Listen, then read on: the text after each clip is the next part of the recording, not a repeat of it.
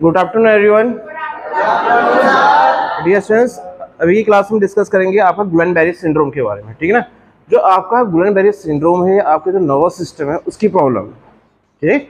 Okay, अब देखिए जैसा आप इमेज में भी देख सकते हैं, ठीक है। मेनली आपको जैसा इंट्रोडक्शन मिल रहा है इमेज देख के, ठीक है। आपका जो न्यूरॉन्स, ठीक है, न्यूरॉन्स एक्सॉन होते हुए है, ठीक है। साथ में उसके किससे कवरिंग है, माइलिन से। तो मेनली क्या है, आपका माइलिन शीथ का प्रॉब्लम है, ठीक है ना, जो न्यूरॉन्स में होता है। तो फर्स्टली हम बात करते हैं आपका इंट्रोडक्शन के बारे में, ठीक। अब देखते हैं, it is also known by Guillain Barré Strauss syndrome, Landry's paralysis and polyradiculoneuritis and acute idiopathic polyneuritis and post infectious polyneuritis, ठीक है। अब देखो, जो आपका गुलेन-बेरी सिंड्रोम है, ठीक है, इसको शॉर्ट में हम क्या बोलते हैं, जीबीएस भी बोलते हैं, ठीक। इसको हम अलग अलग नाम से जानते हैं। तो फर्स्ट क्या बोल रहा है, जो इसका नाम है उसको क्या बोलते हैं, गुलेन-बेरी स्ट्रॉस सिंड्रोम के नाम से भी जानते हैं, ठीक है। दोबारा सुनना, गुलेन-बेरी स्ट्रॉस सिंड्रोम के नाम से जानते हैं। दूसरा, लैंड्रीज जो पैरालिसिस होता है इसके नाम से भी इसको जाना जाता है, ठीक। नेक्स्ट आपका पॉलीरेडिकुलोन्यूराइटिस के नाम से भी जानते हैं। नेक्स्ट है आपका एक्यूट इडियोपैथिक पॉलीन्यूराइटिस और पोस्ट इन्फेक्शियस पॉलीन्यूराइटिस के नाम से भी जानते हैं, ठीक है। ये किसके अदर नेम है, जीबीएस यानी गुलेन-बेरी सिंड्रोम के बारे में, ठीक है ना। अब देखो नेक्स्ट पॉइंट है, it is discovered by French neurologist Georges Guillain and Jean Alexandre Barré and French physician André Strohl in 1916, ठीक है। अब ये एक ऐसी बीमारी है, ठीक है, तो हमारे नर्वस सिस्टम की बीमारी है। अब बात कर रहे हैं इसको डिस्कवर किसने किया, ठीक है। इसको डिस्कवर किया था आपका 1916 में, ठीक है। याद रखना 1916 में जो आपका जीबीएस यानी गुलेन-बेरी सिंड्रोम है इसको डिस्कवर किया गया था, ठीक है। और डिस्कवर किसने किया था, अब देखो तीन लोगों ने आपका मिलकर इसको डिस्कवर किया था। फर्स्ट आपका एक थे हमारे फ्रेंच न्यूरोलॉजिस्ट जिनका नाम था आपका जॉर्ज गुलेन, ठीक। दूसरे थे आपके जीन अलेक्जेंडर बेरी, ठीक। और जो थर्ड पर्सन थे वो था आपके फ्रेंच फिजिशियन थे, उनका नाम था आंड्रे स्ट्रॉल। तो इन्होंने इसको क्या किया था, डिस्कवर किया था, ठीक है, किसको, गुलेन-बेरी सिंड्रोम को, ठीक। नेक्स्ट है आपका,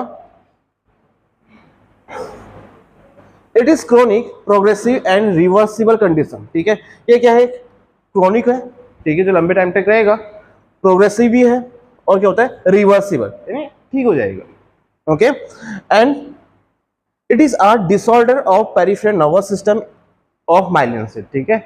अब क्या बोल रहा है, हमारा जो नर्वस सिस्टम है उसके कितने पार्ट होते हैं, दो, ठीक है। एक तो होता है आपका सीएनएस यानी सेंट्रल नर्वस सिस्टम, होता है पेरिफेरल नर्वस सिस्टम। तो जो आपका गुलेन-बेरी सिंड्रोम है कौन से नर्वस सिस्टम का प्रॉब्लम है, पेरिफेरल नर्वस सिस्टम का। पेरिफेरल नर्वस सिस्टम हमारी नर्व्स भी आती है, ठीक है, जबकि सेंट्रल नर्वस सिस्टम नर्व्स नहीं आती, ब्रेन के अंदर पार्ट आते हैं, ठीक है, ब्रेन और स्पाइनल कॉर्ड आता है, ठीक है। अब देखिए, और उसमें देखो एक तो पेरिफेरल नर्वस सिस्टम का प्रॉब्लम है, वो भी किसका है, माइलिन शीथ, ठीक है ना। बाय द वे आपकी जो न्यूरॉन्स हैं उसमें आपका माइलिन शीथ नहीं होता तो क्या होता है, आपके नर्व इंपल्स ट्रांसफर ही नहीं होते, ठीक है ना। तो जो आपका माइलिन शीथ होता है, जो आपके एक्सोन के सराउंडिंग में कवरिंग होती है उसको तो हम क्या बोलते हैं, माइलिन शीथ बोलते हैं। अब माइलिन शीथ नहीं होता तो आपका जो इंपल्स फास्ट ट्रांसफर होता है वो ट्रांसफर नहीं होता। माइलिन शीथ भी आपके दो टाइप के होते हैं, एक तो होता है आपका माइलिनेटेड, एक होता है नॉन माइलिनेटेड, ठीक। अब देखते हैं आगे, इट में follow respiratory and gastrointestinal infection, ठीक है। ये किसको फॉलो करता है, जो आपके जो रेस्पिरेटरी और जो जीआई सिस्टम में जो इन्फेक्शन होता है उसको फॉलो करता है, ठीक है ना। जैसे कि आपका पोलियोमाइलिटिस हो गया, ठीक है, और कुछ वैक्सीनेशन होते हैं, प्रेगनेंसी और जो सर्जरी होती है इसको फॉलो भी करता है, ठीक है। नेक्स्ट हम देखते हैं आपका इमेज, ठीक है। अब इमेज के थ्रू इसको समझते हैं। बेटा आपने देखा ही होगा जो हमारा नर्वस सिस्टम था उसको दो पार्ट में डिवाइड किया था, ठीक है ना। एक तो था आपका सीएनएस, दूसरा था आपका, ठीक है, PNS, peripheral nervous system, okay. अब सेंट्रल नर्वस सिस्टम क्या आता है, ब्रेन और स्पाइनल कॉर्ड आता है, ठीक है ना। अब देखो पीएनएस में क्या बोल रहा है, हमारा जो माइलिन शीथ है उसका ये प्रॉब्लम है, ठीक है ना। अब देखो जो गुलेन-बेरी सिंड्रोम है इसमें क्या होता है, affects nerves in the brain and spinal cord, ठीक है। मेनली जो आपका गुलेन-बेरी सिंड्रोम है इसमें कौन अफेक्ट हो रही है, आपकी नर्व्स अफेक्टेड हो रही है, ठीक है, वो भी कहाँ की, ब्रेन और स्पाइनल कॉर्ड की, ठीक है। क्योंकि जो आपका पेरिफेरल जो नर्वस सिस्टम होती है इसमें दो चीजें आती हैं, ठीक है। एक तो क्या थी आपकी 12 पेयर क्रेनियल नर्व और स्पाइन नर्व कितने पेयर थे, 31, ठीक है, 31 पेयर क्या थी आपकी स्पाइन नर्व, तो जो आपका ये डिजीज किसको अफेक्ट कर रहा है, जितने भी आपके नर्व्स हैं हमारी बॉडी में उसको ये अफेक्ट करेगा। ठीक, अब देखो, अब वाली इमेज में देखना बेटा, जो ऊपर वाला इमेज है ये क्या है आपका नॉर्मल नर्व, ठीक है। जो न्यूरॉन होता है ये एक्सॉन है, एक्सॉन के ऊपर जो माइलिन सीधा है नॉर्मली है, ठीक है, ओके। अब देखो ये माइलिन सीध था, और जो दूसरा इमेज देखो इसमें क्या है, अफेक्टेड जो नर्व्स आपको देखने के मिल रहा है, यानी ये बीच वाला क्या है आपका एक्सॉन था, ठीक है। तो इसमें जो आपका जो माइलिन सीध था जिसके बाकी कवरिंग थी क्या होगी, डिस्ट्रक्ट होगी, ठीक है, डैमेज होगी। बाय डैमेज हो गई है तो जो आपका नो इम्पल्स ट्रांसफर होगी यहाँ से यहाँ को, वो भी क्या होगी, इम्प्रॉपर होगी। प्रॉपर नहीं होगी तो क्या होगा, सेंसेशन फील ही नहीं होगा, तो इन्फॉर्मेशन ट्रांसफर ही नहीं होगा, ठीक है ना। तो याद रखना। अब देखो साथ में जब आपके ये नर्व्स अफेक्टेड हो जाएंगी तो कौन एक्सपोज होगा, नर्व फाइबर्स हमारे एक्सपोज होने लग जाएंगे, ठीक है। और उसमें क्या रहती है हमारी, याद रखना, जो माइलिन सीध होता है उसका डिस्ट्रक्शन हो जाता है, डैमेज हमारा हो जाता है। ठीक, नेक्स्ट हम बात करते हैं आपका डेफिनेशन के बारे में, ठीक है। अब देखो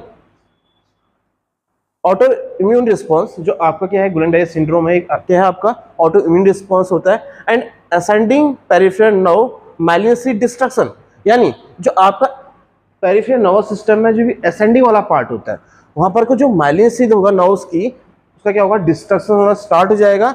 then decrease ability to transmit impulse, और साथ में जो हमारी इम्पल्स की ट्रांसमिट होने की एक जो एबिलिटी होती है, जो फास्ट जो कंडक्शन होता है वो नहीं हो पाएगा, ठीक। And often occur after few week after infection, मान लो क्या हो गया, कोई इन्फेक्शन हो गया, उसके कुछ वीक्स कुछ हफ्तों के बाद ही क्या होता है, डेवलप हो जाता है। And Schwann cell eventually produce myelin recovery but may take 2 year and leave residual deficit, ठीक है। अब क्या बोल रहा है, जो स्वान सेल होती है, ठीक है, आप देखो एक आपका ये माइलिन सीध था, ठीक है, यहाँ हमारा क्या होती है, स्वान सेल होती है, ठीक है। एक माइलिन सीध के पास आपका क्या रहेगा, एक स्वान सेल जरूर रहेगा। क्यों, क्योंकि जो माइलिन सीध होता है किसको बनाने का काम करता है, आपका स्वान सेल आपका माइलिन सीध को बनाने का काम करता है, ठीक है। यानी जब भी आपका जो माइलिन सीध होगा, ठीक है, वो क्या होगा, डिस्ट्रॉय हो जाएगा, कुछ प्रॉब्लम आ रही है, तो सब बनाने का काम भी कौन करता है, स्वान सेल करता है, ठीक है ना, ओके। तो वही बोल रहा है, Schwann cell eventually produce myelin, myelin क्या करता है, प्रोड्यूस करता है, बनाने में हेल्प करता है, साथ में रिकवरी में भी हेल्प करेगा, ठीक है। पर टाइम कितना लेगा, 2 ईयर इसका टाइम आपका ड्यूरेशन रहेगा रिकवरी होने में, ठीक है ना, ओके। नेक्स्ट आप जो नेक्स्ट जनरेशन है वो देखते हैं। It is an autoimmune disease in which antigen antibody complex deposit on the myelin sheath of peripheral nervous system neurons, ठीक है। अब क्या बोल रहा है, जो आपका GBS है यानी जो गुलेन-बारे सिंड्रोम है वो क्या है, एक आपका एक ऑटोइम्यून डिजीज है, ठीक है। ऑटोइम्यून डिजीज मतलब क्या होता है, जिसमें हमारी खुद की एंटीबॉडी क्या करती है, दोबारा बोलिए, ठीक है, हाँ। ऑटोइम्यून डिजीज मतलब ऐसा होता है, ऐसी डिजीज जिसमें हमारी खुद की एंटीबॉडीज हमारी बॉडी की सेल्स और टिश्यू अटैक करना स्टार्ट करते हैं, ठीक है ना, ओके। अब देखो इसमें क्या होता है, ये तो ऑटोइम्यून डिजीज है, and which in which antigen antibody complex deposit on the myelin sheath, साथ में क्या बोल रहा है, जो एंटीजन एंटीबॉडी जो कॉम्प्लेक्स बनता है वो आपका जो पेरिफेरल नर्वस सिस्टम के जो न्यूरॉन्स होते हैं वहां की माइलिन सीथ में क्या हो जाएगा, डिपोजिट हो जाएगा। दोबारा सुनना, ये क्या है, आपकी ऑटोइम्यून डिजीज है, ठीक है। इसमें क्या होगा, जो एंटीजन एंटीबॉडी जो कॉम्प्लेक्स बनेगा, ठीक है, वो कहाँ आपका डिपॉजिट हो जाएगा, पेरिफेरल नर्वस सिस्टम की जो न्यूरॉन्स की जो माइलिन सीध होगी वहां पर क्या होगा, डिपॉजिट हो जाएगा, ठीक है। देन क्या हुआ, resulting demyelination of the neurons characterized by ascending paralysis, muscle weakness, respiratory paralysis, ठीक है। अब क्या बोल रहा है, जब ये चीज डेवलप हो जाए, resulting demyelination of the neurons, जो आपके न्यूरॉन्स में माइलिन सीध थी वो क्या हो जाएगी, हट जाएगी, ठीक है। जब हट जाएगी तो आपका जो नो इम्पल्स का जो कंडक्शन था, जो आपकी इन्फॉर्मेशन ट्रांसफर हो रही थी, वो प्रॉपर्ली क्या होगी, नहीं हो पाएगी, ठीक है। बोलता ना पैरालाइज हो गया, ठीक है। अब वो पैरालिसिस क्यों हो रखा है, कि जो उसकी नर्व्स होती है वहां पर काम नहीं कर रही बेटा, डैमेज हो गया उसमें, ठीक है ना। तो वही बोल रहा है, जब ये चीज होगा पेरिफेरल नर्वस सिस्टम में आपका एंटीजन एंटीबॉडी कॉम्प्लेक्स का डिपोजिशन हो जाएगा कभी भी कहां पर को, माइलिन सीध में, तो क्या होगा, आपका डीमाइलिनेशन हो जाएगा, ठीक है। एंड फिर क्या होगा, जो हमारी असेंडिंग पैरालिसिस है उसकी कंडीशन देखने के लिए मिलेगी, ठीक। एक तो असेंडिंग पैरालिसिस कंडीशन देखने के मिलेगी, साथ में क्या होगा, मसल का वीकनेस भी देखने के मिलेगा बेटा, ठीक है ना, एंड रेस्पिरेटरी पैरालिसिस भी देखने के लिए मिलेगा, ठीक है। रेस्पिरेटरी पैरालिसिस होगा तो साफ सी बात है रेस्पिरेटरी फेलियर हो जाएगा, सांस नहीं लेगा तो क्या होगा, इसकी डेथ भी हो सकती है ना। ओके, अब देखिए इसको अच्छे से देखिएगा, ठीक है ना। अब देखो हमारा जो गुलन-बेरी सिंड्रोम होता है, ठीक है, ये क्या है, एक रेयर डिसऑर्डर होता है in which your body immune system attack on your nerves, जिसमें हमारे खुद की बॉडी के जो इम्यून सिस्टम होता है वो हमारे नर्व में अटैक करना स्टार्ट करता है, ठीक है। दोबारा देखना बेटा, अच्छे से समझ लेना, ठीक। Guillain Barré syndrome is a rare disorder, ये क्या है, रेयर डिसऑर्डर है in which your body's immune system attack on your nerves, जिसमें हमारे बॉडी का जो इम्यून सिस्टम होता है वही हमारी जो नर्व्स होती है उसमें अटैक करना स्टार्ट हो जाता है, ठीक है ना। जब अटैक करेगा तो क्या होगा, नर्व्स हमारी डैमेज होंगी, माइलिन का डिस्ट्रक्शन होना स्टार्ट होगा, तो हमारा क्या होगा, नर्व इंपल्स अच्छे से ट्रांसमिट नहीं होगी, यानी इन्फॉर्मेशन ट्रांसफर नहीं होगी, ठीक है। ओके, अब देखिए weakness and tingling in your extremities are usually the first symptom, ठीक है। जो उसके फर्स्ट सिम्टम होंगे जीबीएस के, वो क्या होगा, जो हमारी एक्सट्रीमिटीज होती है यानी हमारे जो हैंड और जो लेग्स होते हैं, इसमें क्या है कि वीकनेस आना स्टार्ट होगा, साथ में टिंगलिंग सेंसेशन आना स्टार्ट हो जाएगा। टिंगलिंग सेंसेशन मतलब बहुत ज्यादा झंझनाहट होती है, ठीक है ना। ओके, अब देखो साथ में और हमको देखने मिलेगा लिम्ब में वीकनेस देखने के लिए मिलेगी, ठीक है। डिफिकल्टी इन swallowing, ठीक है ना, इसका मेडिकल टर्म क्या होता है, डिफिकल्टी इन swallowing, डिस्फेजिया, ठीक है ना, याद रखना डिस्फेजिया, ठीक है। इसके अलावा शॉर्टनेस ऑफ ब्रीथ हो जाएगी, क्योंकि क्या आ रहा है आपका रेस्पिरेटरी पैरालिसिस के भी होगा इसमें, ठीक है ना, तो आपका शॉर्टनेस ऑफ ब्रीथ हो जाएगा और हो सकता है रेस्पिरेटरी फेलियर की कंडीशन देखने को मिल जाए, ठीक। इसके अलावा होता है फ्लैसिड, आपका पैरालिसिस देखने के लिए मिलेगा, ठीक है ना, आपकी जो मसल्स होती हैं वो भी आपकी वीकनेस होने स्टार्ट हो जाएगी, ठीक है। और देखो ये क्या है आपका हेल्दी नर्व्स, ठीक है, इमेज फिर देख लेना इसको, ये आपका क्या है, हेल्दी नर्व्स है, ठीक है। अब देखो ये बीच में नर्व फाइबर है, ठीक है, एक्सॉन भी जाता है, ठीक। हर एक्सॉन में क्या आता है, एक माइलिन शीथ की हमारी कवरिंग रहती है, वो भी आपका गैप में रहता है, ठीक है। जब दो माइलिन शीथ का बीच का गैप था सो क्या बोल रहे थे आपका, नोड ऑफ रेनिवियर, ठीक है ना। ओके, अब देखिए ये तो हमारा नॉर्मल था, अब अफेक्टेड नर्व को देखें तो क्या होगा, आपका जो नर्व फाइबर होंगी वो क्या हो रही है, आपकी एक्सपोज हो रही दिख रही है, ठीक है। आपका क्या हो रहा है, डैमेज हो गया, क्या, माइलिन शीथ, ये डैमेज होगा तो आपका जो नर्व इंपल्स का जो आपका ट्रांसमिशन था वो प्रॉपर्ली नहीं हो पाएगा, ठीक। ओके, ठीक बेटा, इमेज देख ले, मसल टाइप का दिख रहा है। अब देखो नेक्स्ट हम बात करते हैं आपका इटियोलॉजी के बारे में,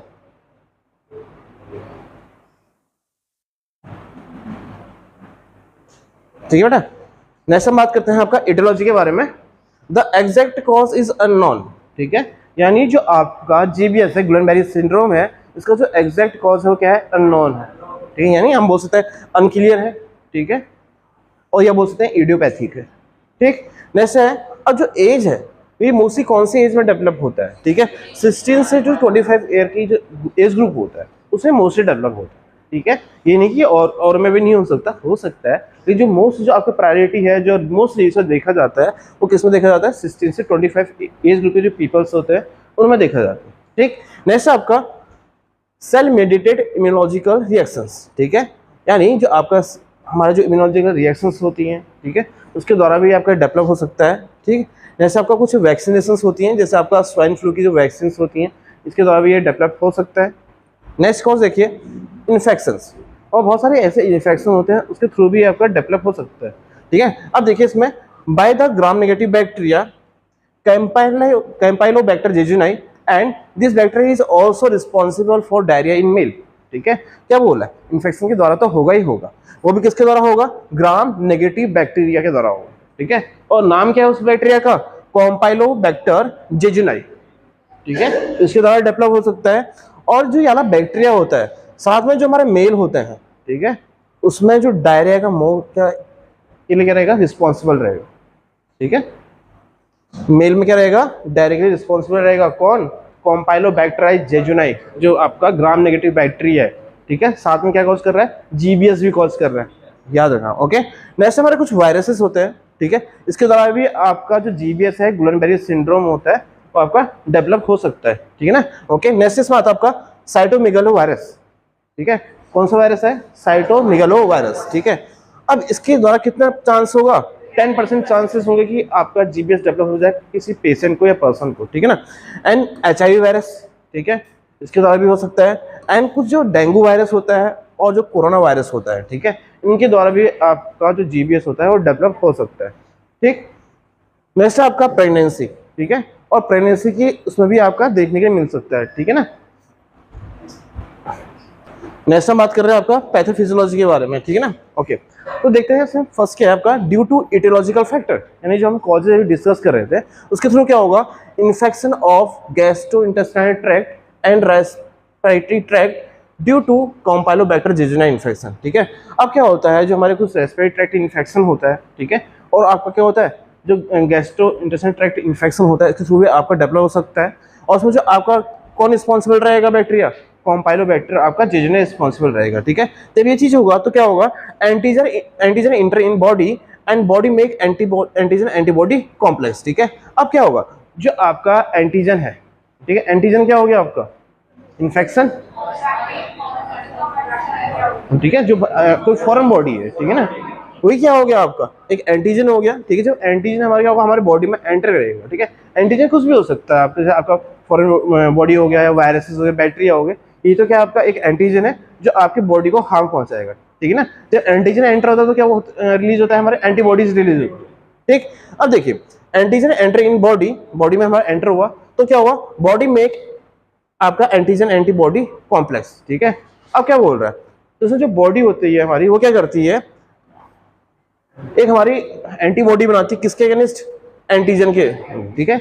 जब एंटीजन के अगेंस्ट हमारे क्या होगी, एंटीबॉडी बनेगी, तो लास्ट में क्या होगा, मेक एंटीजन एंटीबॉडी कॉम्प्लेक्स, ठीक है, करेगा एंटीजन एंटीबॉडी कॉम्प्लेक्स बनाएगा, ठीक है।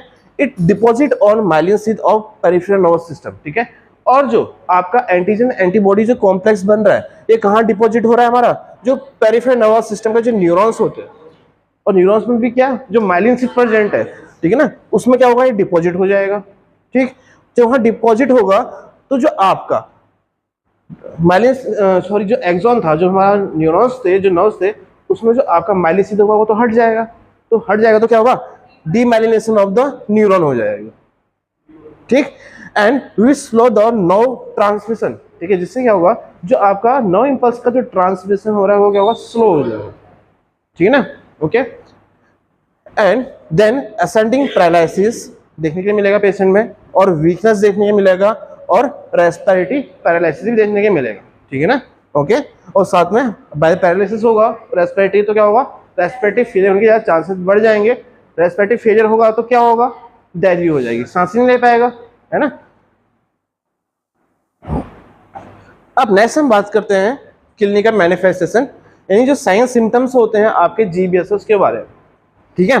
फर्स्ट है आपका ascending symmetrical weakness and paralysis, ठीक है, यानी जो हमारे असेंडिंग जो साइमेट्रीज होते हैं उसमें क्या आएगा, वीकनेस आएगा, यानी आपकी जो हैंड और जो लेग्स होते हैं, जो असेंडिंग वाले पार्ट होते हैं उसमें क्या होगा, वीकनेस होगी, साथ में वहाँ पैरालिसिस आना स्टार्ट हो जाएगा, ठीक है ना।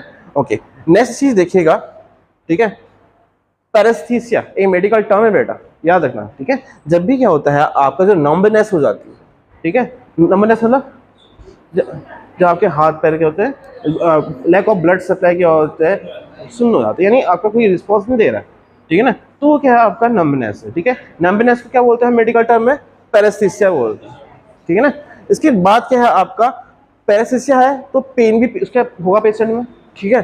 पेन कहाँ होगा आपका, एक्सट्रीमिटीज में आपका पेन होगा, ठीक, ठीक है। अब देखो पेन होगा, पेन कहाँ होगा आपका, एक्सट्रीमिटी में होगा, पेट में पेन होगा, ठीक है। साथ में क्या होगा, टिंगलिंग सेंसेशन, यानी जो हाथ पैर होते हैं एक्सपर्टीज होंगी वहां पर क्या झंझाट होना स्टार्ट हो जाएगा, ठीक है। नेक्स्ट है आपका एरिफ्लेक्सिया, मेडिकल टर्म आगे बेटा एक और, ठीक है। एक पैरेस्थीसिया देखा आपने, ठीक है, टिंगलिंग सेंसेशन हो गया, एरिफ्लेक्सिया हो गया, ठीक है। एरिफ्लेक्सिया क्या होता है, it is a condition in which muscle do not respond to stimuli, ठीक है। यानी आपको जो एरिफ्लेक्सिया होती है एक ऐसी कंडीशन होती है जिसमें हमारी जो बॉडी की मसल्स होती है कोई भी स्टिमुलाई के लिए रिस्पॉन्ड नहीं करती, ठीक है ना। आप चलना भी चाहो नहीं चल पाओगे, यानी आपको कोई स्टिमुलाई है उसके लिए रिस्पॉन्ड नहीं करेगा। कोई आपको मान लो सुई भी छुपा दी, ठीक है, सुई लगाई तो आपका पता नहीं चलेगा, ठीक है ना, आप कोई रिस्पॉन्ड ही नहीं करोगे, ठीक। नेक्स्ट आपका फेशियल पैरालिसिस पेशेंट में देखने को मिल सकता है, एंड रेस्पिरेटरी पैरालिसिस देखने को मिलेगा। मैंने भी बताया था अभी, जो आपका रेस्पिरेटरी पैरालिसिस पेशेंट में है तो रेस्पिरेटरी फेलियर के चांसेस भी बढ़ जाएंगे, ओके। दस एक मेडिकल टर्म आ गया अफेजिया, ठीक है। अफेजिया मतलब क्या होता है, loss of ability to swallow, यानी जब पेशेंट आपका सॉल्व कर ही नहीं पाएगा, उसके पास वो एबिलिटी है ही नहीं, लॉस हो गई है, तो उसको क्या बोलेंगे आपका अफेजिया। ठीक है, देखो डिस्फेजिया अलग था, ठीक है ना, डिस्फेजिया, हाँ ठीक है, डिस्फेजिया क्या था आपका, डिफिकल्टी इन सॉल्विंग। ठीक है, यानी जो आपका सॉल्विंग करने की जो एबिलिटी वही खत्म होगी, तो उसको क्या बोलेंगे अफेजिया। ठीक है ना, जैसे आपका डिमिनिश रिफ्लेक्स इन लोअर एक्सट्रीमिटीज। ठीक है, यानी जो लोअर एक्सट्रीमिटीज होंगी उसमें रिफ्लेक्सेस होंगे, वो क्या होंगे, खत्म हो जाएंगे, कम हो जाएंगे। ठीक है ना, नेक्स्ट है आपका weakness of chest and back muscles. ठीक है, यानी जो चेस्ट और जो बैक मसल्स होती हैं उसमें भी क्या आएंगी, वीकनेस आना स्टार्ट हो जाएगा। एंड नेक्स्ट है आपका डिस्काइनेसिया। ठीक है, ए मेडिकल टर्म और आ गया। ठीक है ना, डिस्काइनेसिया क्या है, it is a movement disorder. कैसे डिसऑर्डर है, मूवमेंट डिसऑर्डर है dyskinesia, that are characterized by involuntary muscle movement. और इसमें क्या होगा, जो मसल्स होंगी उसका कैसा मूवमेंट रहेगा, इनवॉलंटरी मूवमेंट रहेगा। ठीक है ना, नेक्स्ट है आपका ऑप्थेल्मोप्लेजिया। ठीक है, ये भी एक मेडिकल टर्म है। ठीक है, इसमें क्या बोल रहा है, पैरालिसिस और weakness of the eye muscles. ठीक है, जब भी किसी पेशेंट के, ठीक है, जो आई मसल्स होंगी उसमें पैरालिसिस हो गया, वीकनेस हो गया, तो उसको क्या बोलेंगे ऑप्थेल्मोप्लेजिया हम पेशेंट को बोलेंगे। ठीक है ना, and in can affect one or more of the 6 muscles that hold the eye in place and control its movement. ठीक है, अब देखो जो हमारे आई होती है ना बेटा, ठीक है, इसको मूवमेंट कराने में कितनी मसल्स हमारी हेल्प करती हैं, 6 मसल्स होती हैं। ठीक है, कितनी मसल्स होती हैं, 6 मसल्स होती हैं। ठीक है ना, ओके। तो अब देखो इसमें क्या बोल रहा है, कौन कौन सी मसल्स अफेक्ट हो सकती है, एक मसल से अफेक्ट हो सकती है, दोबारा देखना। ठीक है, मेडिकल टर्म क्या था आपका, ऑप्थेल्मोप्लेजिया। ठीक है, अब मैं क्या बोल रहा मैंने, जो हमारी आई मसल्स होती है उसमें क्या हो जाएगा, पैरालिसिस हो जाएगा और वीकनेस हो जाएगी। ठीक, अब नेक्स्ट क्या बोल रहा है, किसको अफेक्ट करेगा, जो हमारी 6 मसल्स होती है। ठीक है, हो सकता है एक मसल्स को अफेक्ट करे, हो सकता है 2 को करे और 6 को करे। ठीक है, कोई भी मसल्स को हमारा अफेक्ट कर सकता है। ठीक है, then that hold in your eye in place. ठीक है, एंड कंट्रोल द मूवमेंट। ठीक है, जो हमारी मसल्स होती है ना, ये हमारी जो आई होती है इसको एक जगह होल्ड करके रखती है, हम मूवमेंट करते हैं जो आएगा ना, left and right side, up and down. ठीक है, तो इसको आपका जो कंट्रोल करने का काम भी कौन करता है, आई मसल्स करते हैं। ठीक, नेक्स्ट है आपका डिप्लोपिया। नेक्स्ट आपका क्या है, डिप्लोपिया एंड ब्लड विजन। ठीक है, डिप्लोपिया क्या होता है, डबल विजन। ठीक है, मान लो क्या है, नॉर्मली आप कोई पेशेंट है, कोई पर्सन है, उसको एक के 2 इंसान दिख रहे हैं, वो क्या है, डिप्लोपिया है। ब्लड विजन मतलब क्या हो गया, धुंधलापन। ठीक है ना, नेक्स्ट है आपका sensory and motor function loss. ठीक है, अब देखो सेंसरी आपका फंक्शन क्या होता है और मोटर फंक्शन क्या होता है। ठीक है, क्या बेटा, ओके। ठीक है, यानी जो भी आपका मेरे इंफॉर्मेशन आप मेरे आउटर साइड से हमारे ब्रेन में जा रही हो, क्या है, सेंसरी है। ठीक है, जो भी हम मान लो हाथ में कोई सुई चुभा, ठीक है, तो पेन जो हमारा फील हुआ वो क्या है आपका सेंसरी फंक्शन। मोटर फंक्शन क्या है, जब हम हाथ हटा रहे हैं कि ब्रेन हमारा क्या कर रहा है, रिस्पॉन्ड कर रहा है हाथ हटाने के लिए, और हाथ नहीं हटाएंगे तो क्या और ज़्यादा डैमेज हो जाएगा। ठीक है ना, वो क्या है, मोटर फंक्शन है। ठीक है, तो क्या बोल रहा है, sensory and motor function loss हो जाएगा। ठीक है, हाइपोटोनिया होगा। ठीक है, हाइपोटोनिया क्या होता है आपका, डिक्रीज मसल टोन। जब भी हमारी बॉडी में जो मसल टोन होगा वो डिक्रीज हो जाएंगी, तो उसको क्या बोलते हैं, हाइपोटोनिया बोलते हैं। ठीक है, नेक्स्ट आपका मिलर फिशर सिंड्रोम आपका पेशेंट डेवलप हो सकता है। ठीक है ना, अब देखिए जो आपका मिलर फिशर सिंड्रोम है, इसमें आपके ट्राइड सिम्टम देखने के लिए मिलेंगे। ठीक है, एक होता है आपका एटोनिया, एक होता है आपका एरिफ्लेक्सिया, एक होता है आपका ऑप्थेल्मोप्लेजिया। ठीक है, क्या है, ट्राइड सिंड्रोम देखने के मिलेंगे किसमें, आपका मिलर फिशर सिंड्रोम में। ठीक है, नेक्स्ट आपका पैराप्लेजिया की कंडीशन देखने के लिए मिलेगी, इसमें क्या है, paralysis that affect all or part of the torso plus pelvic organ. ठीक है, यानी जी हमारे और जो पार्ट हमारे पैरालिसिस हो जाएंगे। ठीक है, यानी हमारी 4 के 4 लिम्ब है वो पैरालाइज हो गई हैं, तो वही आपका क्या है, पैराप्लेजिया है। ठीक है ना, साथ में इसमें क्या हो सकता है, आपका लेग्स हो सकते हैं। ठीक है, वो आपको पैरालाइज होगा, और जो पेल्विक जो ऑर्गन्स होते हैं, ठीक है, वो भी आपके इफेक्ट होंगे। ठीक है, नेक्स्ट आपका कार्डिक डिसरिथमिया की कंडीशन देखने के लिए मिलेगी इसमें। ठीक, एंड हाइपरटेंशन देखने के लिए मिलेगा, और हाइपोकैलेमिया की कंडीशन पेशेंट में देखने के लिए मिलेगी। ठीक है, ओके। अब देखिए आप ये भी देख सकते हैं, विदिन 2, पहले ये देखिए, hand and feet being to have a tingling sensation. ठीक है, जो भी आपका पेशेंट होगा, ठीक है, जीबीएस का, ठीक है, जो जीबीएस का पेशेंट होगा उसके जो हाथ और जो पैर है उसमें क्या रहेगा, टिंगलिंग सेंसेशन रहेगा। ठीक है ना, नेक्स्ट देखिए, muscle weakness sets in one both side of the body and making it difficult to climb the stair और वॉक। ठीक है, ठीक है। अब सुनो, जो पेशेंट की मसल्स जो वीकनेस होगी जब भी पेशेंट क्या करेगा, वॉक करेगा, ठीक है ना, साथ में या तो आपको जो स्टेयर्स है चढ़ने की तब भी क्या होगी, प्रॉब्लम आना स्टार्ट हो जाएगा। ठीक है, नेक्स्ट आपका with in 2 weeks the respiratory system could become paralyse, और 2 वीक के अंदर क्या होगा, जो रेस्पिरेटरी जो मसल्स होंगी वो भी क्या होंगी, पैरालाइज हमारी हो जाएंगी। ठीक है बेटा, ओके बेटा, बाकी हम डिस्कस करेंगे नेक्स्ट क्लास में। Okay, okay.